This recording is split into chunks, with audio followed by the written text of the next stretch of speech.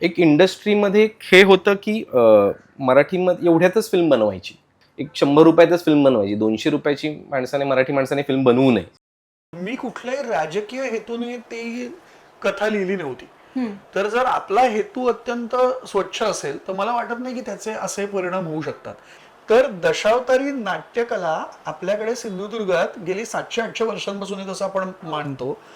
पण आपल्या तरुणाईतल्या किती मुलांनी खरंच दशावतार पाहिलाय? बाबुली मेस्त्री ज्यावेळेला लिहून कथा पूर्ण झाली ना, त्यावेळेला लक्षात यायला लागलं की बाबुली मेस्त्री दिलीप प्रभावळकरांशिवाय कोणीच करू शकत नाही. या सिनेमाच्या यशामुळे अनेकांचं भलं झालं. ज्यांच्या चित्रपटगृहांमध्ये जनरली गर्दी होत नाही, अशा चित्रपटगृहांमध्ये जवळजवळ वर्षभराचा त्यांचा बिझनेस हा पहिल्या आठवड्यात झाला. बऱ्याचदा दाक्षिणात्य सिनेमांशी याची तुलना देखील केली गेली. उलट मला असं वाटतं की दाक्षिणात्य चित्रपट काही काही इतके चांगले आहेत, त्यांच्याशी जर तुलना होत असेल तर चांगलीच गोष्ट आहे. म्हणजे त्याच्यात काही त्याचं वाईट वाटून घेण्याची काही गरज नाही.